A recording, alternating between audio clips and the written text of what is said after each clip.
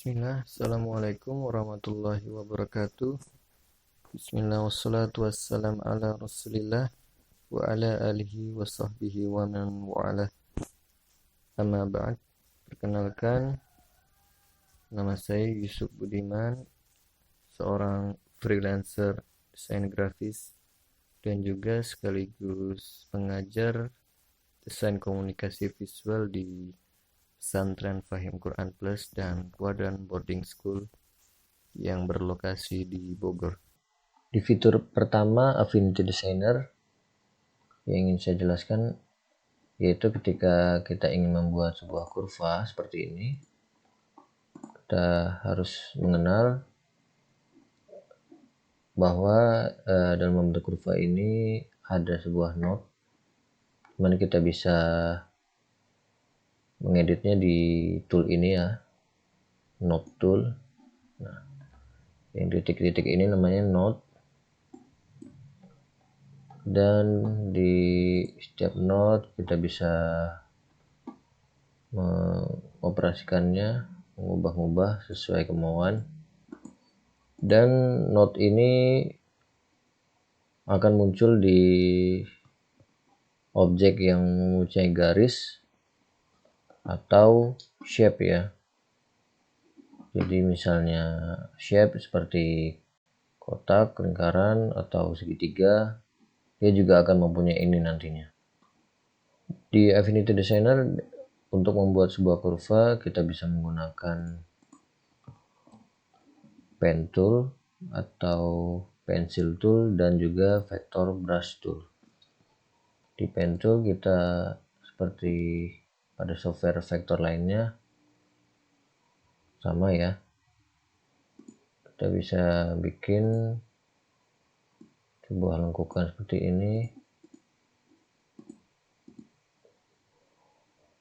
dan menggabungkan antara node dan node lainnya. Dan pencil tool dia bebas membuat seperti ini, lebih cocok jika kita menggunakan pen tablet ya. Dan vector brush tool di sini kita bisa hampir mirip sama pencil tool, namun di sini kita bisa mengeditnya di bagian kolom brushes. Nah, di sini ada banyak. Misalnya kita ingin memilih brush yang ini, nah, kita bisa bikin garisnya diperkecil. Nah, seperti ini ya. Dan di setiap garis yang kita bikin dari pen tool, pencil tool, atau vector brush tool itu akan memiliki node ya. Nah, seperti ini.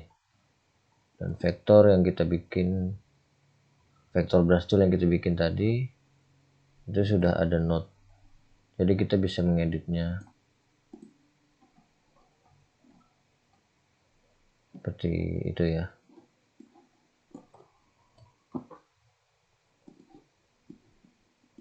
Nah, jadi sudah punya node sendiri ya. Oke, kemudian di bagian shape tool kita coba pilih rectangle. Nah, jika shape yang normal dia tidak terlihat node-nya ya, dia hanya muncul untuk mengubah skala ya, dia hanya muncul untuk mengubah skala saja. Jika ingin mengedit node-nya, maka kita harus mengubahnya ke kurva ya. Caranya tinggal klik, kemudian kita sudah punya node dari shape rectangle tadi. Nah, ini bisa kita ubah-ubah seperti ini. Dan jika kalian ingin menambah node yang lain, kita bisa pilih, kita bisa klik di garisnya, misalnya seperti ini juga. Nah, seperti itu ya. Sama jika kita pilih ellipse, kita tekan convert to curve, terus node tool, akan muncul seperti ini ya. Nah, begitu. Kemudian saya ingin mencoba membuat kurva baru lagi. Seperti ini bentuknya, zigzag. Saya ulangi.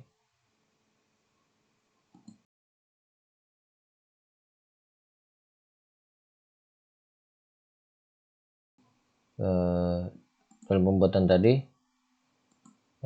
saya ada terjeda ya, jadi ini garisnya tidak nyambung. Sebenarnya kalau kita pilih pakai move tool, dia terpisah. Bagaimana jika kita ingin menggabungkan garis ini? Kita bisa lari ke node tool, kemudian kita tekan shift pada keyboard, kemudian tekan garis yang satunya. Nah, kemudian di sini ada fitur join curve, kita klik join. Nah, dia sudah jadi satu garis. Namun jika posisinya berjauhan seperti ini, kita akan membuat sebuah garis otomatis, jadi bisa menyambung antara node yang terpisah ini. Caranya kita tetap ada node tool, kemudian kita pilih, kita klik dulu, terus kita pilih langsung blok ini ya, dua-duanya, kemudian tekan join. Nah, kayak gitu ya. Kemudian kurva yang saya bikin tadi bentuknya tajam ya, zigzag gini. Kita bisa mengubahnya di sini jika ingin membuat smooth seperti ini contohnya ya. Nah, misalnya kayak gini, kita blok, terus kita bikin smooth. Nah,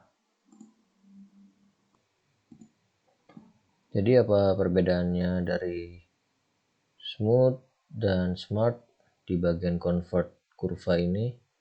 Ya, di sini ada sharp ya. Jadi dia membentuk kurva yang tajam seperti awal tadi. Di sini dia membentuk kurva yang smooth. Jadi lengkukannya ini lebih halus ya, tidak tajam. Kemudian kalau smart itu lebih terlihat kalau dalam proses pembuatannya.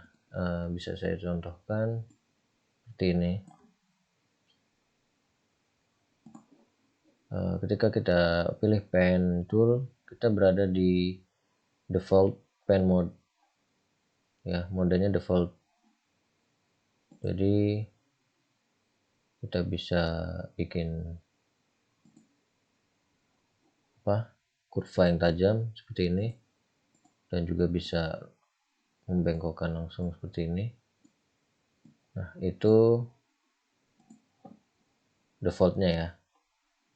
Namun ketika kita pilih smart mode,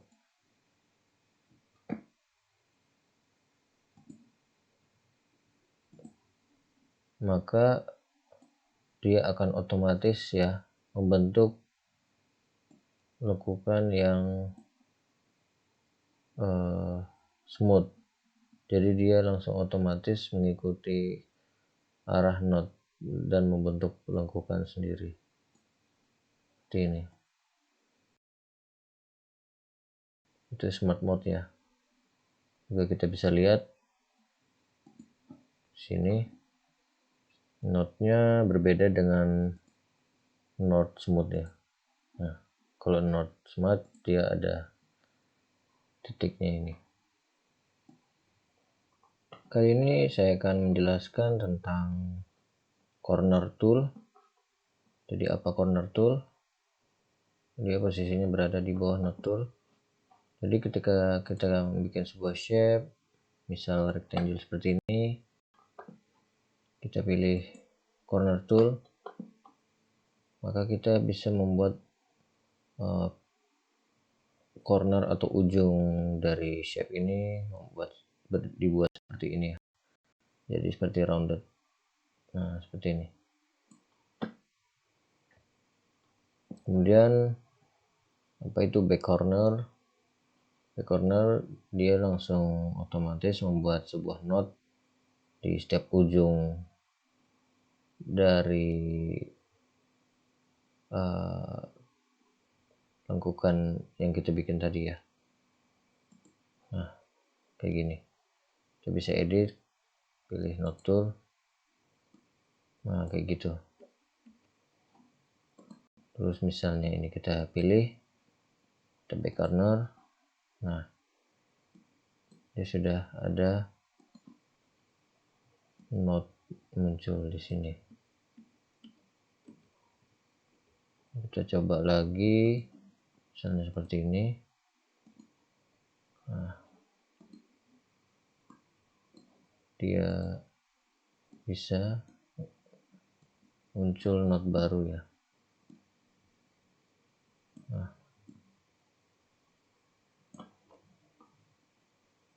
kayak gitu ya. Oke, kali ini saya ingin menjelaskan fitur yang menarik dari Affinity Designer.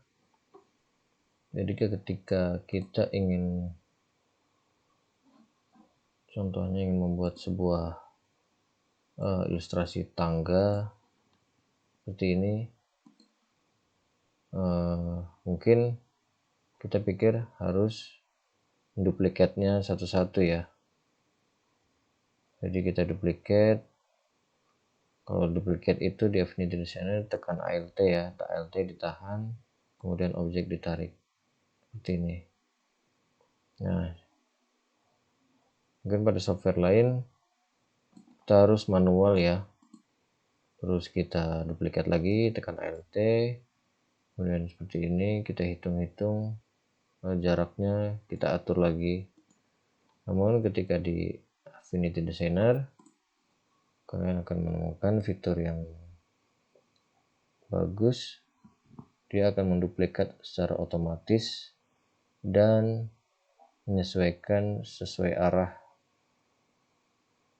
objek yang diduplikat tadi.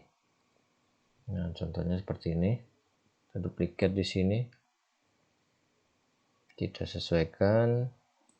Kemudian kalian bisa tekan Ctrl J untuk menduplikat dan akan bisa otomatis seperti ini. Mudah bukan? Jadi misalnya kita bikin semacam seperti ini ya. Kita duplikat, kita rotate seperti ini. Kemudian tekan Ctrl J. Kayak gitu ya. Jadi dia sudah bisa otomatis menyesuaikan posisi dan rotate-nya. Oke, kali ini saya ingin menjelaskan sebuah panel transform dimana kita bisa mengubah ukuran dan rotasi dari sebuah objek ya, seperti ini. Misal kita bikin rectangle tool, kemudian untuk menampilkan panel transform kita bisa pilih di bagian view, studio, transform. Nah, muncul di sini. Jadi misalnya kita ingin membuat objek ini berbentuk square atau kotak persegi sempurna, kita bisa atur di sini ya, lebar dan tingginya. Misalnya kita bikin 500 atau 400 saja. Kemudian di sini 400 juga. Nah, kayak gitu. Kemudian untuk rotate kita bisa pilih di sini R. Nah, di sini bisa kita lihat di bagian sini, jika ingin merotate dengan posisi di tengah, kita bisa klik bagian tengah ya. Kemudian kita bisa putar. Nah, terserah kita jika ingin pilih di sini. Nah, seperti itu ya. Juga di sini share, kita bisa mengatur kemiringannya. Nah, kayak gitu. Oke, di sini saya ingin menjelaskan tentang split view. Jadi ketika kita membuat vektor, kita pasti perlu mengecek garis outline-nya ya. Jadi ketika kurva itu tidak tertutup, maka dia tidak bisa diisi fill color, dan jika tidak sempurna vektornya, maka hasilnya juga akan kurang baik ya. Jadi di sini saya ingin menambahkan split view. Kita pilih dari bagian view dan terus view mode, kita pilih split view. Nah, di sini kita bisa memilih outline view. Nah, jadi di sini kalian bisa mengontrol ketika misalnya ada kurva yang belum tertutup.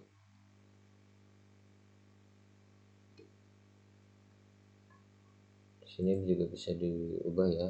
Ini tampilan pixel kita ubah jadi tampilan vektor. Nah, seperti ini. Ini bisa digeser. Karena ketika membuat vektor, kita perlu memainkan zoom in dan zoom out ya. Jadi kita bisa tahu bentuk aslinya jika dilihat dari outline view mode. Kemudian kita aktifkan split view seperti ini, jadi bersebelahan. Kita bisa lihat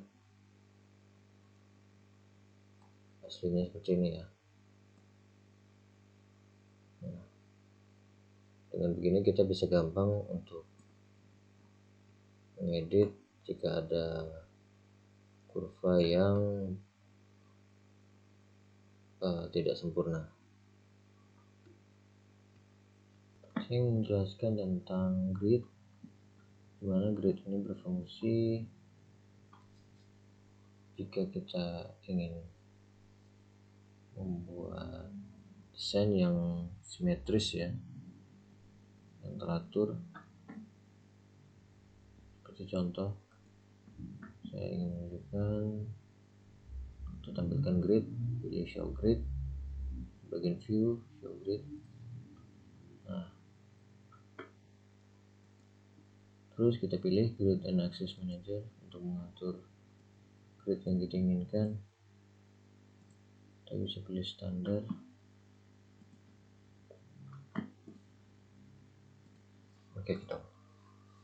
Oke, di sini kita ingin membuat sebuah grid atau semacam garis bantu dalam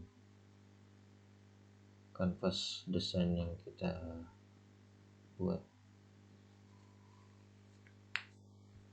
Oke, di sini saya ingin menampilkan grid atau semacam garis bantu untuk membuat desain kita lebih rapi dan simetris ya. Sini saya pilih view, kemudian menampilkan grid, show grid seperti ini. Nah, ini sudah saya atur ya sebelumnya ya. Kalian bisa mengaturnya di bagian view, kemudian grid and access manager. Nah, kemudian pilih di kolom advance.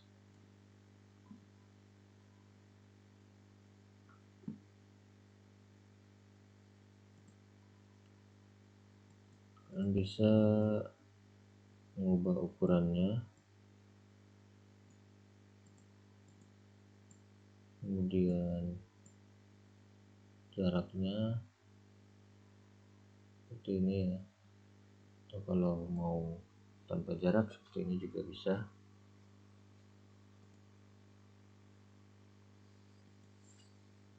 Di sini bisa pilih,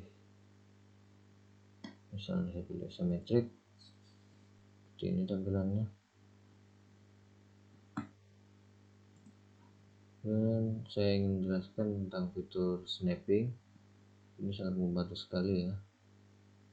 Jadi seolah-olah objek kita itu langsung menyesuaikan dengan garis. Nah, di sini saya atur snappingnya, saya centang semua agar lebih mudah. Contohnya seperti ini ya. Jika kita bikin objek, dia langsung menyesuaikan posisi di tengah. Nah, dan jika saya ingin membuat objek ini menyesuaikan dengan garis juga bisa. Sebelumnya saya coba convert curve dulu, kemudian saya atur. Nah, di sini ya seperti lengket ya, seperti magnet.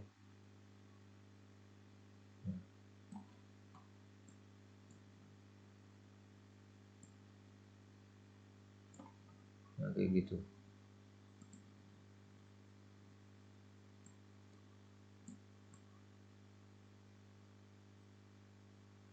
Pakai snapping ini lebih mudah jika kita ingin menyesuaikan objek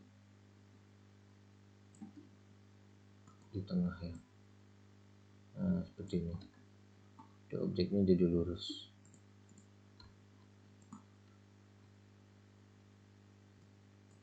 Oke, kali ini saya ingin menjelaskan tentang warna. Jadi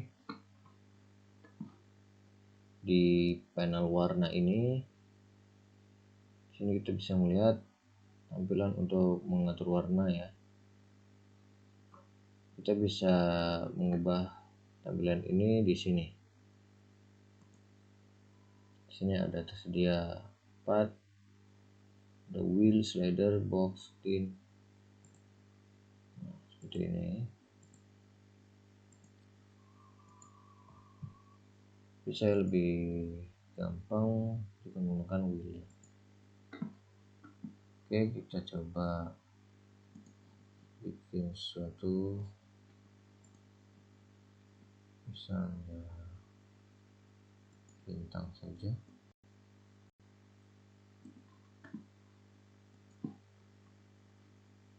Kita bisa mengubah warna fill atau warna isinya di sini langsung. Kita bisa memutar seperti ini. Kalau dengan tampilan wheel, nah untuk bagian ini adalah warna untuk stroke. Stroke itu apa? Stroke itu garis luarnya ya. Jadi bisa kalian ubah. Nah, seperti ini tidak terlihat ya. Kita bisa ngatur ketebalannya di bagian stroke. Kita atur seperti ini. Nah,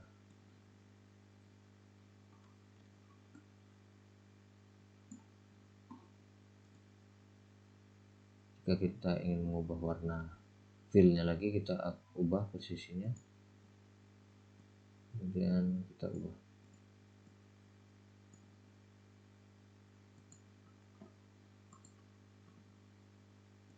Kita bisa juga memainkan warna di tool fill ini ya, fill tool. Nah, di sini ada beberapa pilihan antara solid, linear, elliptical sampai bitmap. Nah, di sini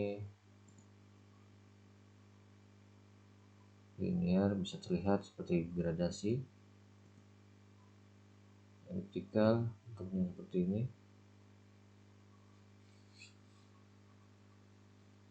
Kita bisa mengubah warnanya di sini ya. Kita klik tool 1, kemudian colornya kita ubah, misalnya warna merah, dan sini di sebelahnya kita ubah warna kuning. Nah, seperti itu kalau gradient. Dan tipenya tipe elliptical. Sini kita bisa pilih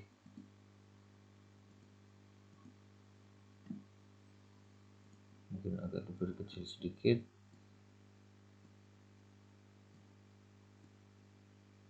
Nah, terlihat kan di radial seperti ini. Elliptical dia punya sisi yang lebih banyak lagi.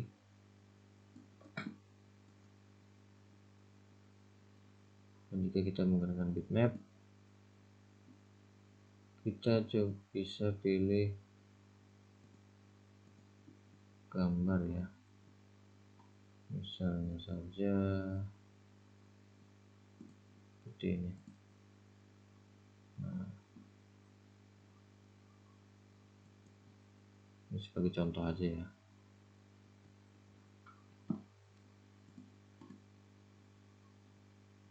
Oke, di video kali ini saya akan menjelaskan tentang cara membuat palet warna, di mana palet warna ini berfungsi jika kita mempunyai desain yang memiliki kumpulan warna banyak seperti ini. Kita bisa menggunakan settingan warna desain ini ke dalam project lainnya. Jadi di Affinity Designer di situ ada panel swatches color ya. Di samping color ini ada swatches. Nah, itu kita pilih di sini. Kemudian untuk membuatnya kita pilih, bisa ada dua, ada create palette from document dan create palette from image. Nah, di sini saya akan mencontohkan membuat palet warna dari desain ini ya. Jadi saya pilih create palette from document, dan di sini outputnya ada dua, dimana bisa menjadi palet aplikasi atau palet dokumen. Palet aplikasi itu nantinya settingan warna desain ini akan bisa dipakai ke dalam project lainnya. Kalau pada dokumen dia hanya berada di dalam project ini saja, di dalam project desain ini saja. Kita bisa pilih salah satu. Saya pilih palet aplikasi. Nah, jika kita pilih palet aplikasi, maka warna-warnanya sudah ini ya, sudah mendeteksi otomatis dari desain yang di sini, dan kemudian dia akan muncul di bagian sini. Kita bisa mengubah warnanya, kita bisa mengubah namanya di rename palette. Kita Contoh misalnya namanya sesuai dengan project design. Jadi kita bisa menggunakan warna ini jika kita membuat project lain. Contoh misalnya saya ingin membuat project baru. Nah, jadi kita bisa langsung memakai settingan warna yang kita buat tadi. Jadi agar tidak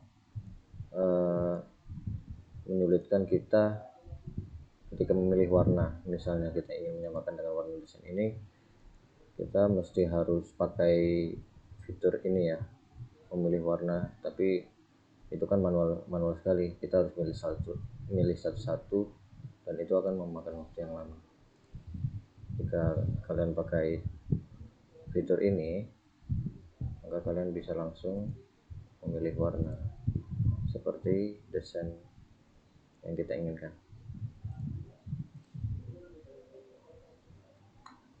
Kemudian kita bisa juga memasukkan palet warna dari gambar yang tidak berada di dalam aplikasi Affinity Designer ya. Jadi ada di bawahnya tadi itu create palette from image, jadi dia membuat palet warna dari gambar, itu bisa kita input dari gambar yang ada di komputer kalian. Contoh saja misalnya ini. Nah, dia sudah otomatis. Kemudian previewnya kita bisa tambah misalnya segini. Nah, dia akan mendeteksi otomatis gambar dari komputer kita. Kemudian bisa kita pilih create. Nah, ini sudah muncul. Oke, kali ini saya ingin menjelaskan tentang fitur yang masih ada di Swatch Color, di mana fitur ini bisa menghasilkan skema warna yang berdasarkan dari teori warna. Di situ ada teori banyak ya, macam-macam, ada analogous, complementary, triadic, tetradic. Nanti kita akan pelajari secara rinci. Nah, di sini saya ingin menjelaskan bagaimana jika kita ingin membuat warna merah ini dan menciptakan skema warnanya.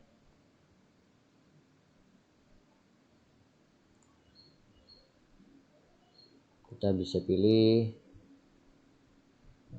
ini add document palette untuk dokumen baru. Kemudian warna yang kita pilih. Nah, di sini kita bisa klik kanan.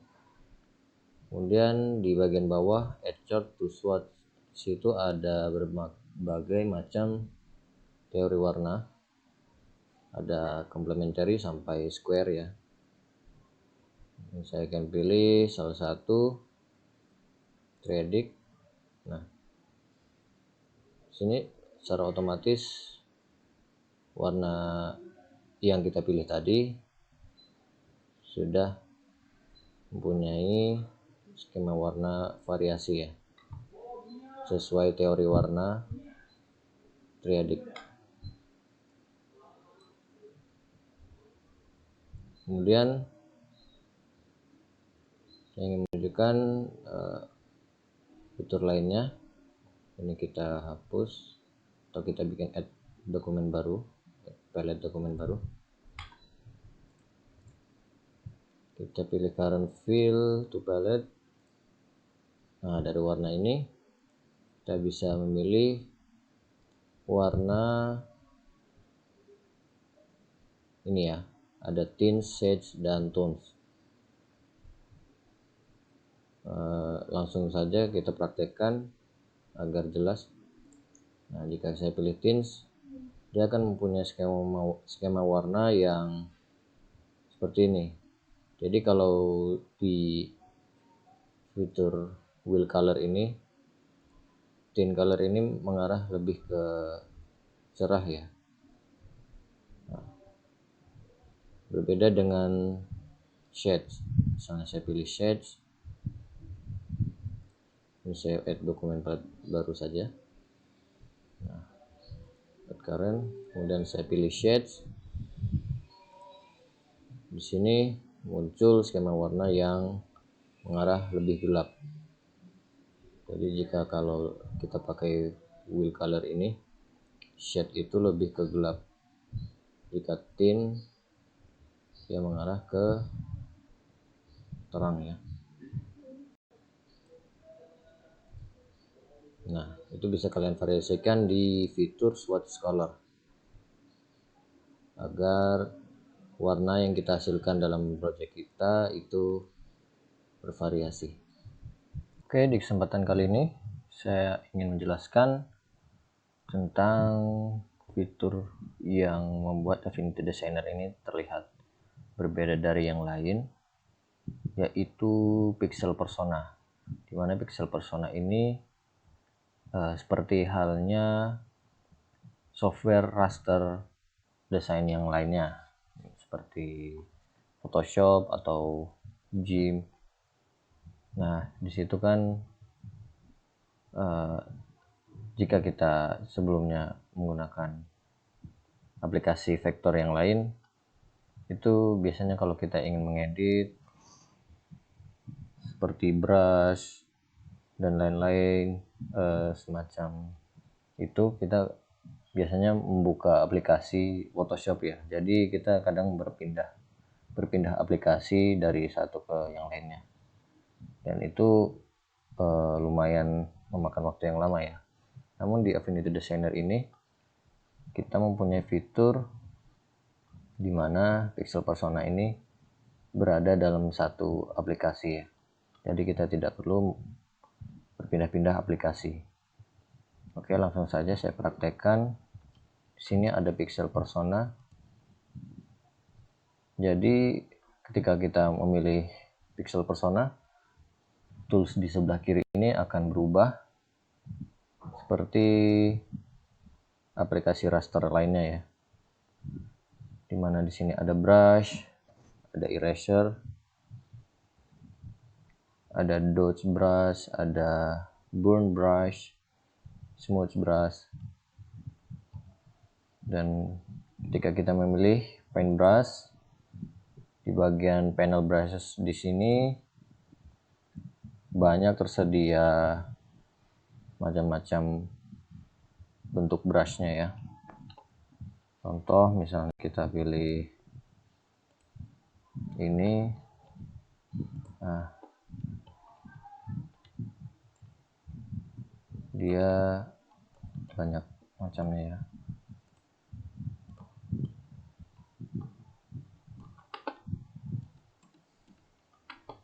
Dan di sini ada fitur fluid fill. Misalnya kita ingin memberi warna, nah seperti itu. Sini ada juga burn brush.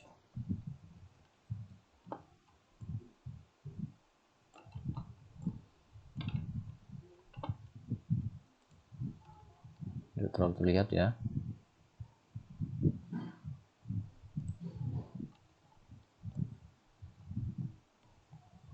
Nah gini, terus burn brush jadi lebih gelap, terus ada smudge brush. Nah seperti ini ya, aplikasi Photoshop ketika kita ingin membuat vektor biar terlihat seperti lukisan atau ya semacam ini. Nah di sini ada blur, banyak ya. Jadi kita tidak perlu berpindah aplikasi dan kita hanya berada di dalam satu software Affinity Designer saja.